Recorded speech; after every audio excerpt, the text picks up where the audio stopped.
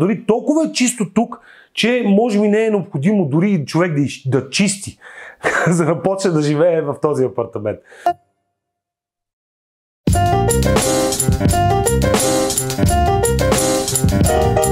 Страхотно апартаментче. Страхотно е. Страхотно!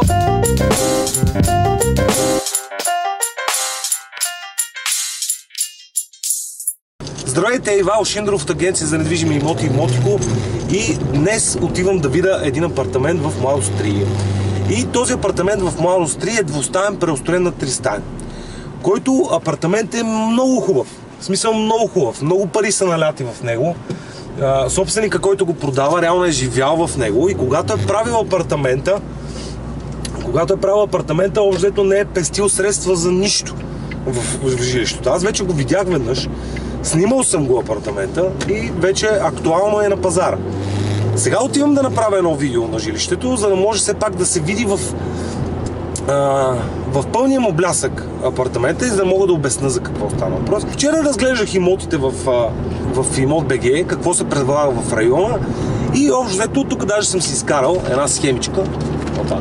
Не е това. Стой. Това може би не е много добра идея да го правя докато шофирам. Не е това. Съм си изкарал една схемичка, мога да си го паузнете, да видите реално погледнато колко са големи стаите и какъв е апартамента и в момента на какво отивам.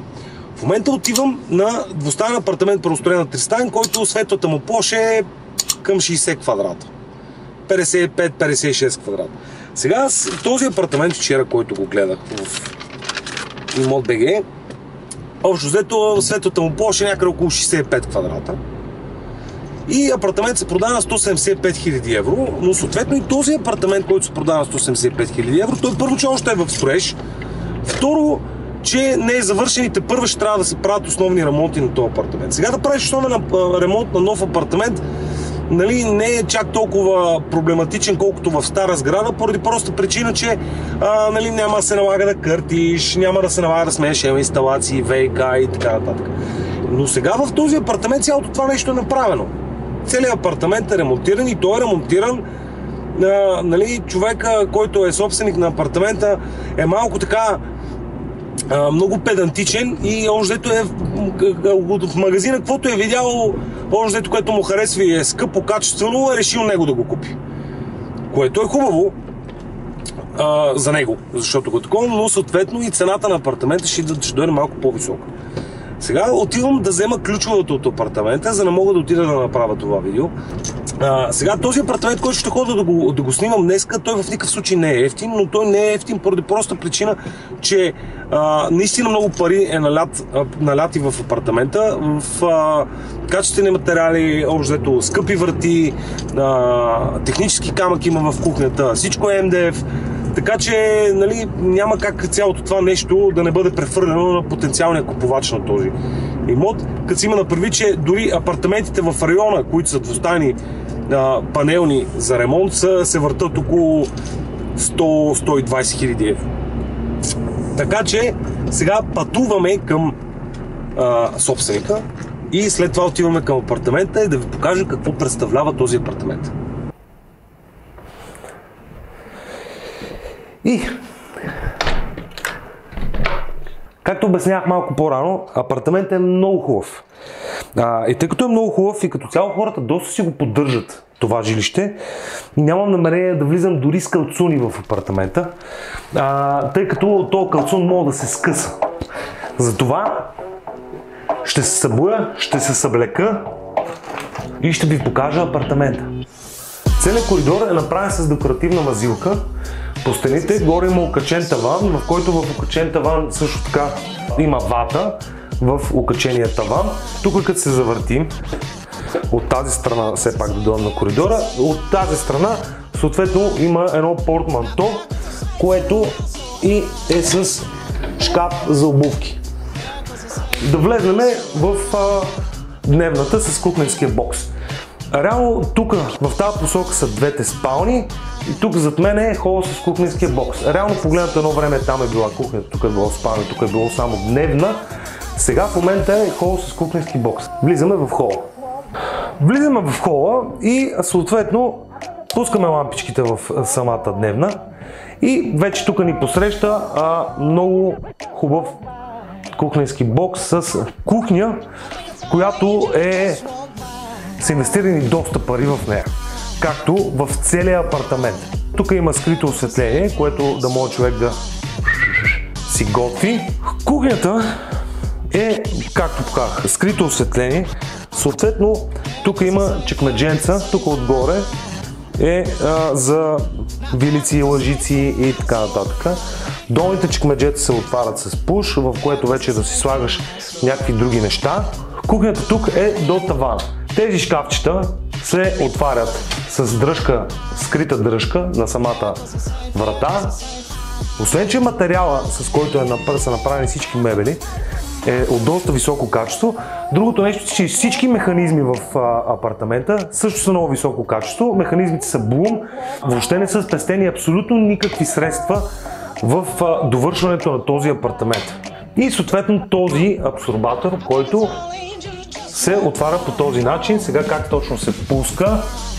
Това, което ми е казал собственика, е, че като се пусне този абсорбатор, който шумен е, обаче е толкова мощен, никъде не мирише на ядене, че засмуква пердетата. И като затвориш вратата, от минималното разстояние, което го има под вратата, духа яко въздух, защото го засмуква от коридора. Абсорбатор, който обясних тук, че е изключително мощен, 4 индукционни котлона, микроволнова вградена, печка вградена, хладилник, който е от дизайнерската серия на Горени. Кухнята е направена с много голям мерак, има много детайли, които не мога дори на видео да ви ги покажа. Всичко направено с много голямо внимание към детайлите. В смисъл с контактите, ключовете трябва да обърнете внимание. Значи плота от технически камък, гърба е общо от стъкло. Всичко е направено много, както си изразява моят колега, мераклийско. Тук има масичка с 4 столчета, тапицирани столчета, хубава масичка. И тук има едно дистанционно, с което това дистанционно може да се управлява тази лампа и този часовник. Как става работа? Ето, светва часовника. Това е чисто декоративен елемент, но общо изглежда много готино и часовника си работи. Тук вече сме в дневната част. Като дневната част съответно се състои от тази маса, ъгловия диван, тази стена зад мене, която е декоративната. Тук отзад има още нишичка за книги, за някакви други неща да си държи човек. И съответно този диван, който е доста удобен, си гледа телевизия, гледа матча, да се опъне, да си качи краката примерно на масата, аз няма да го направя, защото не съм си вкъщи. Кухнята е тук, дневната част е тук, може да си говорите с жената докато тя готви или жената да седи тук да гледа телевизия, докато вие готвите, все пак сме 21 век. Също така има климатик, във всяка една стая има климатик. Настилките в дневната, в кухненската част е гранитогрес, в дневната част е ламинат. Сега тук излизаме от дневната и се насочваме към една от двете спални. Влизаме вече в родителската спалня, в която съответно спят родителите. Тук има голям гардероб с пак плъзгащи врати, пака от МДФ, съответно тук може да се събере изключително много багаж. Пак няма да влизам в гардероба, защото хората си ползват жилището, няма аз да влизам с мръсните ми дрехи в чисти им гардероб. Така, и вече гардероба и голямо легло, голяма спалня, климатик, на което на самото легло са хванати контактите, за което може човек да си зареди устройствата, и тук има един девиаторен ключ, за да може човек да си влезе в стаята, да се съвлече, да си легне и да си загаси лампата. Също има телевизор в тази стая, има изводи за интернет, за телевизия, тук има шкафчета, които са ето така се издърпват, и тук има една малка табуретчица, която се завърта и може това нещо да се ползва като тоалетка, като човек да седне, да се среши, да не знам, в смисъл нещата, които правят жените. И сега излизам от спалнята, тук е банята, тук е другата спалня. Нека отидем първо в детската. И това сега е детската стая, т.е. бившата кухня. Има едно детско легло, едно гардеробче, бюро за да може детето да учи, PlayStation за да може като спре да учи да си играе, още един телевизор за да не съответно да си играе на PlayStation-а. Жилището като цяло е с вътрешна и външна изолация. Всички външни цени имат гипсокартон с изолация, отвънка има изолация, таваните имат изолация. Добре, зато пак казвам, в апартаментите са наляти изключително много пари и апартаментите, в смисъл, няма грешка. Така, излизаме от детската стая, бившата кухня и влизаме в баня. Така, ето, мивка, която е върху самия плот, плота пак от технически камък.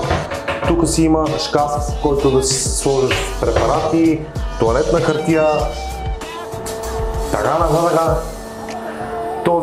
Това огледало, което е с осветление, след това тъч бутонче. След това тъч бутонче се включва и изключва. Над мен има бойлер, когато топлата вода е спре. Всичко е ползвано, но изглежда като чисто ново, защото хората се пазят много апартамента.